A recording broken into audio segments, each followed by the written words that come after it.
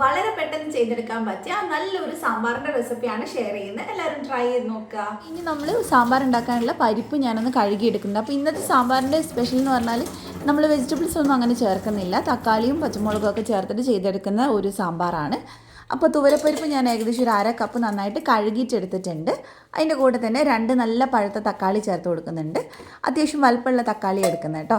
അപ്പോൾ അത് നന്നായിട്ട് നമുക്കൊന്ന് കട്ട് ചെയ്ത് ചേർത്ത് കൊടുക്കുക.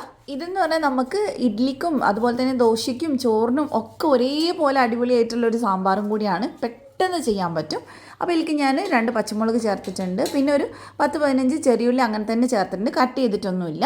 പിന്നെ അതേപോലെ തന്നെ ഒരു 4 അല്ലി വെളുത്തുള്ളി ഞാൻ ചേർത്ത് കൊടുക്കുന്നുണ്ട്. ഒരുപാട് വലുപ്പമുള്ളതല്ല, ചെറിയൊരു വെളുത്തുള്ളിയാണ് കേട്ടോ.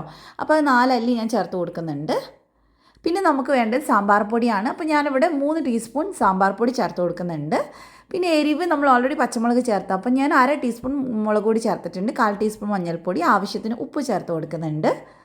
ഇനി നമുക്ക് ഇതിലേക്ക് വെള്ളം ഒഴിച്ചിട്ട് ഒന്ന് വേവിച്ചെടുക്കുക. ഏകദേശം ഒരു 3 കപ്പോളം വെള്ളം ഒഴിച്ചു കൊടുക്കുക. എന്നിട്ട് നമുക്കൊരു 4 വിസിലോളം അടുപ്പിച്ചെടുക്കുക. അപ്പോഴേക്ക് നന്നായിട്ട് ഇത് വെന്ത് കിട്ടും കേട്ടോ. അപ്പം ഞാനിത് 4 വിസിലോളം ഇത് അടുപ്പിച്ചെടുത്തിട്ടുണ്ട്. അപ്പോൾ ഇനി നമുക്ക് കുക്കർ ഒന്ന് തുറന്ന് നോക്കാം കേട്ടോ. വിസിലൊക്കെ പോയിട്ടുണ്ട്. അപ്പോൾ ഇനി നമുക്കിതൊന്ന് തുറന്ന് നോക്കാം. അപ്പോൾ നമ്മൾ ഏകദേശം ഒരു 3 കപ്പ് വെള്ളം ഒഴിച്ചുകൊണ്ട് തന്നെ അടിയിലൊന്നും പിടിക്കില്ല. പിന്നെ നമുക്ക് വാളംപുളി വേണം കേട്ടോ. ഞാൻ ഇവിടെ ഒരു ചെറിയ നാരങ്ങ വലുപ്പത്തിൽ വാളംപുളി കുതിർത്തി വെച്ചിട്ടുണ്ടായിരുന്നു. അത് നന്നായിട്ട് നമുക്ക് പിഴിഞ്ഞിട്ട് ഇതിനകത്തോട്ട് ചേർത്ത് കൊടുക്കുക.